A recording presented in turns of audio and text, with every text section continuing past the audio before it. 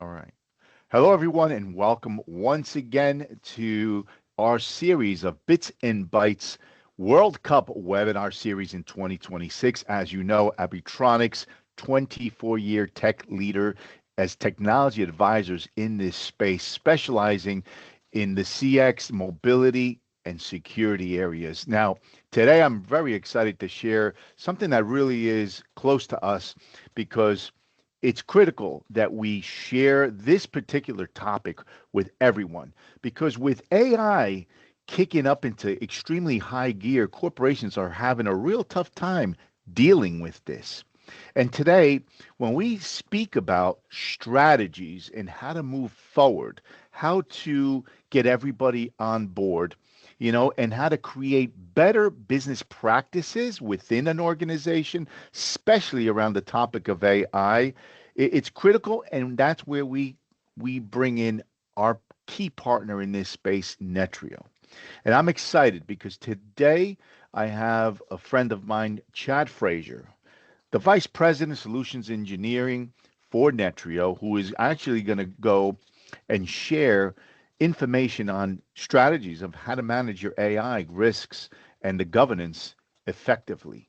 So today I want to introduce to you Chad. Chad, thank you once again for joining us on our webinar series of Bits and Bytes. As you know, everything has been around the World Cup and all that excitement. So today is our playbook, our strategic playbook of Bits and Bytes, the World Cup edition on how to governance, AI governance and the risk. So Chad, I'm going to turn it over to you. Thank you once again for sharing this information with us. It's critical that we all learn how to take those steps forward in the AI space.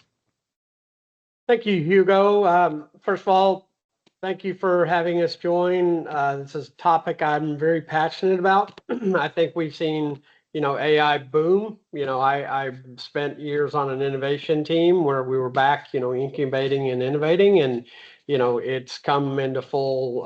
It's just amazing how it's blown up. So I want to focus today, I'm a pragmatist at heart, so I want to bring this down to a level that people understand. How does it affect me? How can I make sure I'm doing the right things and all that? And just have some general discussions about that, so it brings it home to everybody who's making decisions that are resulting in AI being implemented in some shape, form, or fashion, and may not even be aware of it. So Yeah, raising awareness and giving some guidelines there. thank So you. without further ado, first apologize. I was going to put some World Cup graphics in here, and I didn't It's didn't get there. okay. But yeah, love it. Love the theme. Okay, so without further ado, um, the first part I'm going to focus on governance, and I'm a framework guy. I think about governance, I think about risk management, I think about compliance. So I'm kind of going to go in that order and lay it out that way. So I think it makes sense, at least from my perspective. So a little context first. AI is not a science experiment. It's not something that is being worked on in the back room, in the lab and all that. It has been released to the wild, and it really is just a business capability. It's an aid. Yes, it's automating some things, taking some stuff off our plate, but more than anything, it's making us more efficient at doing things and taking really some of the heavy lifting off, collecting data and all that. You always have to have oversight. You see every AI, it's going to collect what it knows. You have to apply some human decision. But at the end of the day, it's an integral part of business operation, and it's not just IT that is using it anymore. That's right. So what that means is that you have to have accountability at the manager level, because unintentionally, as I mentioned, you could be driving AI-driven risk through workflows. You could be bringing new vendors in. Everybody whose marketing team is worth anything has some AI capabilities they advertise, right? So you can think about EDR agents. You can think really almost anything. Everybody has some AI, which means it's intelligently interacting with data, right?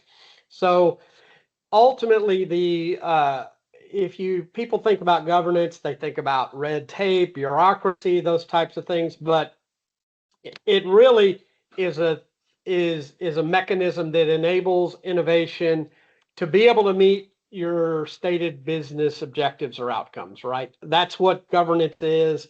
I know when I was younger, I thought, gosh, that's just a bunch of red tape, but it really is valuable to keep you in line to get to the end of, your desired outcome. And then successful AI governance, it's not a one-off. You have to integrate it into your existing management processes. So we tend to treat it as like, anything else under governance. So it's important to think of it in that sense. So why now? Why does it matter for business leaders now? Well, the AI adoption, I can go through the office and everybody here from salespeople to, service delivery, everybody uses it in some shape, form, or fashion. Generative AI is everywhere. Agentic AI is more controlled, but certainly in my opinion, the generative AI is the Wild West because people can just, get Chat GPT or Claude or whatever and just go to town, adding some value, but some risk along the way. So the unregulated AI use is the risk I'm talking about is you could have intellectual property leakage. Your intellectual property ends up out somewhere in the public domain. You could have privacy breaches, personally identified information out. And then you could have compliance failures that result in you failing audits, could impact cyber security insurance, those types of things. And then, bias. You've got to be careful of bias. It only knows about the data it collects and it learns, and there can be bias that's introduced over time. So with all that said, one of the key things is you have to have visibility. You have to understand the processes, where the data's come from, how it's interacted with, where it goes, and all that. You just really have to understand, not at a technical level, but at a practical level, at a business level, what's happening when you introduce AI. And then, the ultimate benefit, in my opinion, is that you get some proactive governance benefits. So because if you have governance around it, you are aligning with an outcome, a business outcome, and you're going to reduce uncertainty. So you facilitate more teamwork and trust and auditability, and people don't have to second guess, am I doing the right thing? Am I getting out of line and all that? So that's a big value. So if I was going to talk about like defining AI governance in practical terms, and this again, kind of, I'm talking about really kind of the management level who's driving these initiatives that's introducing AI into the organization, is that it's really about decisions, rights, oversight, and accountability. It's no different than what they're doing today. It's just expanding those best practices out to AI governance so that you make sure you have the right people approving things, you make sure that they're accountable for it, and then, ultimately you're going to want insight into that. So that requires you to have clear guidance on your approvals, how the data usage, acceptable use policies, what data is shared, and then importantly, what needs to be escalated? What needs to be moved off your plate to somebody else? Today, there are very loose frameworks around AI. I know NIST is working on one, ISO is working on one. So over time, this will become more formalized, but now you can still use the fundamentals of those frameworks because the controls are the same framework to framework. So you can get a jump start on that and not wait for NIST or ISO to tell you what to do because you really already know what to do. You're doing it today for other workloads. And then finally, this does, kind of repeat that theme a little bit, it does give you an environment for responsible experimentation because you're not going to go mess something up. You take that confusion away, you give some direction, you give some flexibility to go innovate, but you're doing it within the boundaries where you don't have to worry about, oh, did I do something I shouldn't? So I think it instills a lot of confidence in the team long term. So a little bit more about like the evolving responsibility in an AI driven organization. I can speak personally, NETRIO, we've certainly dipped our toe in the water in a lot of different facets, but if you think about a manager bridging like, strategy, execution, and accountability by, just simply approving workflows and, you're accepting risks when you do that. It's a little bit different spin on what you have today, but honestly, managers always bridge, strategy, policy down. We're just formalizing it. And then, I think the important thing is, again, not at a technical level, but you've got to understand the impact of that AI. Where's it getting the data from? Is that data proprietary? What's the nature of it? I mean, you can get into data classification, all that stuff, but at the end of the day, what data do you have to protect? How does that data get propagated out and used so you know what's going to happen with it and you don't have any unintended consequences? And then if your AI use case, you look at it and say, whoa, I'm kind of getting off in the deep end there, then you can escalate it up. So you may want to bring this up to the cybersecurity team, the legal team, the compliance team. Just know when to raise your hand on that. And that will help you set the precedent going forward and keep you in the safe zone. And then ultimately, I've talked, about governance a lot, a little bit about risk, but the compliance piece is you have to have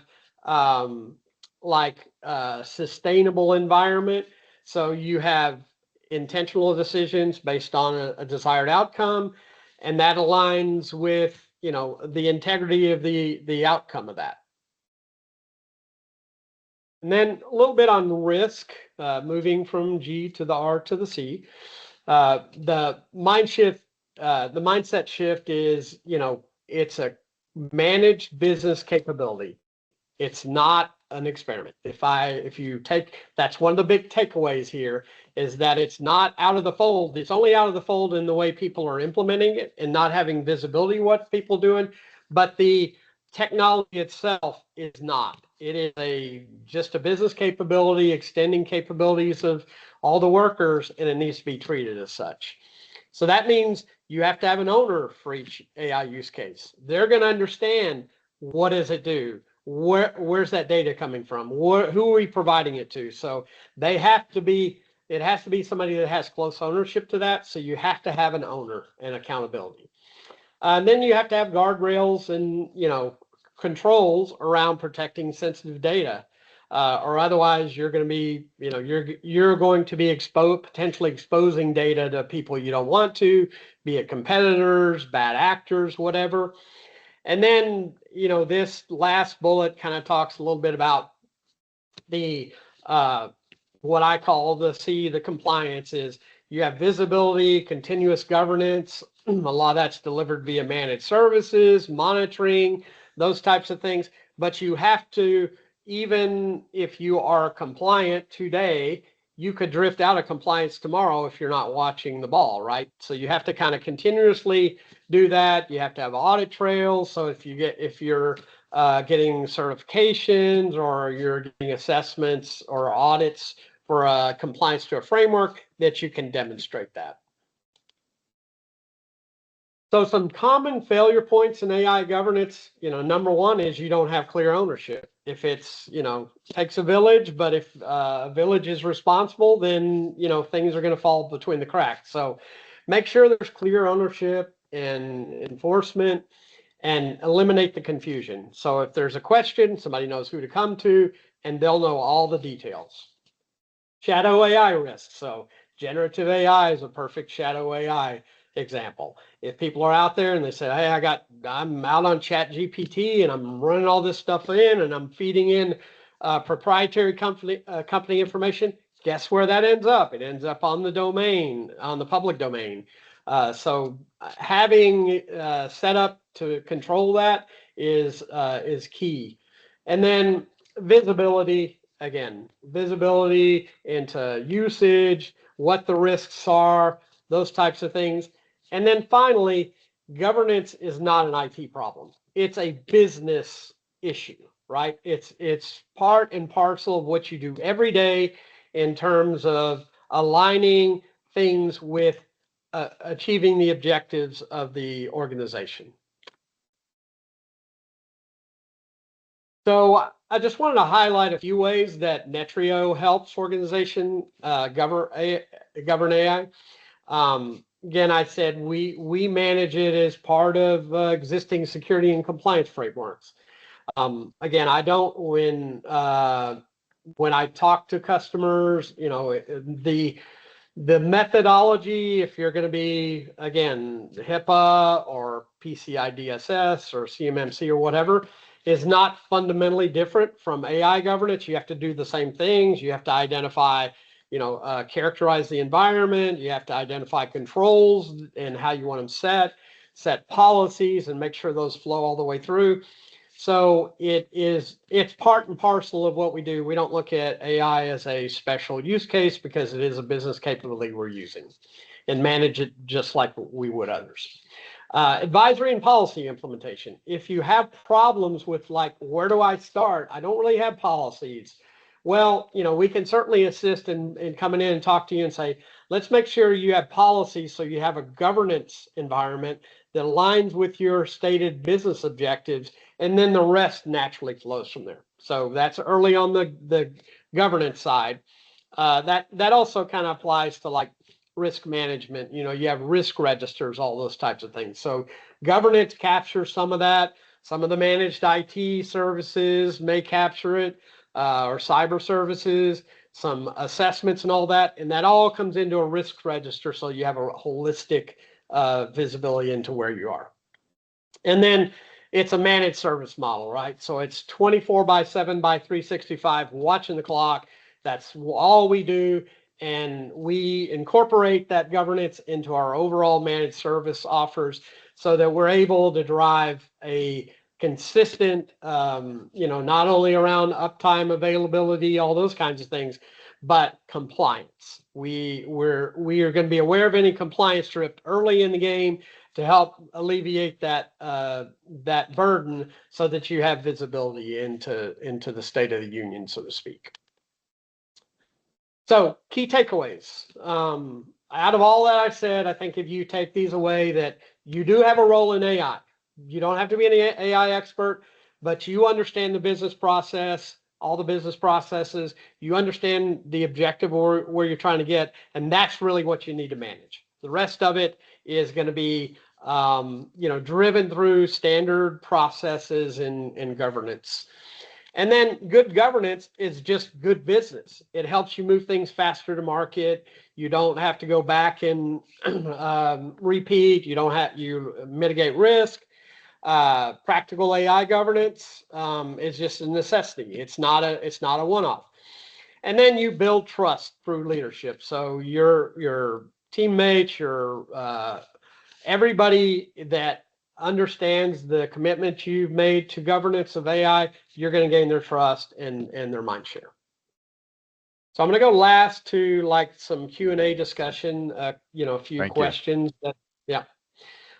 So you know, I think some of the things that like AI is, you know, how's it being used? And, you know, here at NETRIO, we use AI in a lot of different ways, right? We use it, you know, certainly we use generative AI where appropriate. It's a, you know, heck of a lot better than a search engine. So, you know, it does some of the blocking and tackling on some things, but more importantly, we are using it like platform, like back end to do case enhancement. We're using it on the front end for self-service. We're using it for generating analytics and dashboards and risk registers.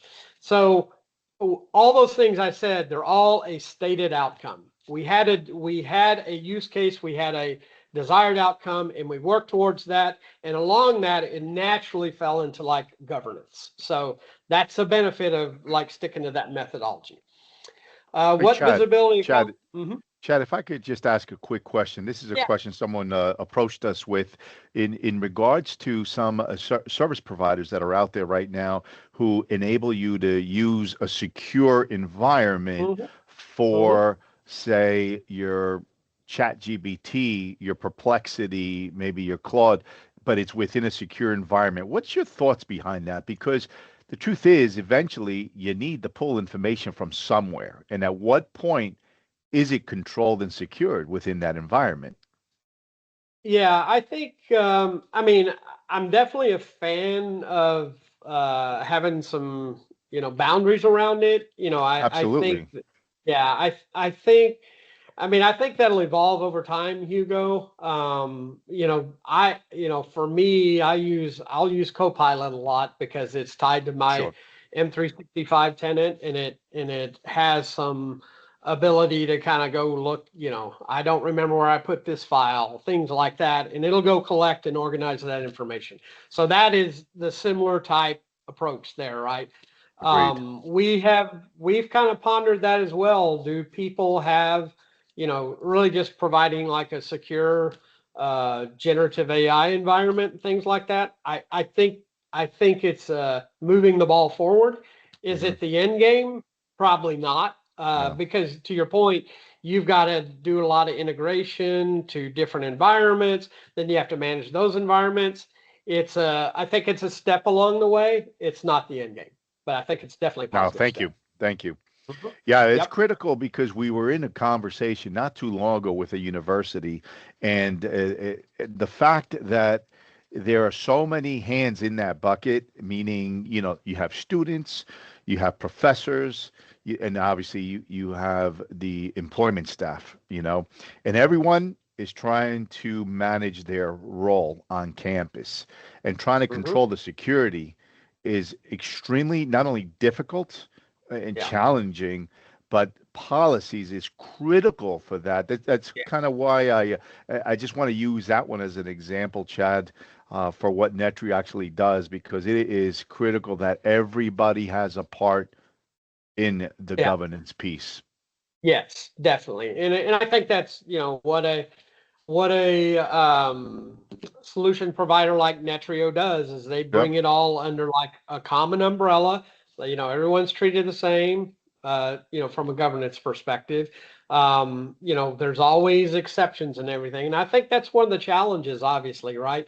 absolutely. If you talk about that number of people participating, you may start in lockstep, and over time you're going to diverge, and then you have, you have drift from your compliant from your governance, which really, if you think about it, is drift from achieving the objective. Then things get fragmented, and you don't get where you want, and those are the kind of projects that get abandoned, quite frankly. Excellent. Thank you. Mhm. I'm sorry to pull you away from some of these critical questions that had come up. No, no, Prior. those are great questions. Yeah, Yeah. So I think I was like, okay, what visibility, accountability, and decision authority in place for AI governance? This is really just like good posture in general. And right. again, it's not, take AI governance out of it. It's good business practices, right? You have to have accountability, who decides what needs to be escalated, to make sure the proper people are making the decision that have the entire picture. And then finally, you have to have visibility. So these are things that you really need to think about. I covered a lot of them, I think, from a Netrio perspective, and kind of talking about how we use them a little bit. I mean, visibility, obviously, we're monitoring our own stuff. We're looking at, all the attack surfaces, any unusual behavior, that type of thing. Is there data being pulled from one place to another? You got to have that visibility. But, it all starts with who is the owner, who decides things, and what's within their realm of decision making, what needs to be escalated up. So I think those, I feel like I'm being a little bit repetitive, but partially No, this intentionally, is because good I stuff. don't want Yep. people to overthink it. I mean, it's not a technology discussion, it's a business discussion. And then, some next steps and action planning to think about are, do some assessments to identify any gaps. If you need, bring in advisory services. Folks can help you do that, right? You don't have to figure everything out on yourself. I certainly wouldn't go out to, if you have an AI environment that's not governed, don't go put it out there and ask it, because that stuff may end up out in the public forum. And then workshops. So I think it's important for everybody that is involved in making decisions to understand what decisions they make and they're responsible for and their impact as it relates to AI. So it's ultimately an ongoing journey. I think that's Truly one of the is. things. It's continual. I mean, you can talk about ITIL, continual process improvement. It's all, okay, let's make sure, let's check again, we need to tweak here. So it is a journey. Don't want anybody to come in and think, okay, boom, we're done. This is a commitment to the business or the life of the business. I mean, that's just in the most simple terms. So I Absolutely, think that's Chad. it. Yeah, that was fantastic. Critical information. I also do want to encourage anyone watching this webinar to reach out to us. I always say, begins at the table discussing how your company is embracing artificial intelligence. Where do you plan on using it? Sometimes, like Chad, you had mentioned, you don't realize that AI is actually behind one of the engines that you're already working with. So it is important to invite someone like ourselves to the table just to have a discussion, just to kind of bring some awareness and plan out the AI journey within your organization. NETRIO with Chad, great partner to have at that table. Again, we're not going to be charging. We're going to just have discussions. We're going to listen to you, what your organization is doing, how you're working, your security piece of it, how you're implementing your software, how you're collaborating within your space, how you communicating across your organization. These are all critical things that we just enjoy to discuss, because with that conversation comes an AI governance journey. So, Chad, I really want to thank you for this, because this is great information. And thank you so much for bringing so much information into just a few slides. For those that watching the webinar, we can share this information, these PowerPoint presentation, be more than happy to send them to you. Just reach out to us at info@abitronix.com. And also be on the lookout in our events tab under our website for the next Bits and Bytes webinar series. They're always coming up every month. Staying tuned for him. There's always a lot of information, whether it's mobility, CX, security. We're always discussing and educating our audience and our customer base. Chad, thank you so much. A true pleasure to have NETRIO today to talk about such an important topic around governance and AI. So thanks again, Chad. Wishing you all the best. We'll be talking very soon, my friend. All right. Thanks, Hugo. Appreciate the partnership. Thank you. Likewise. Have a great day.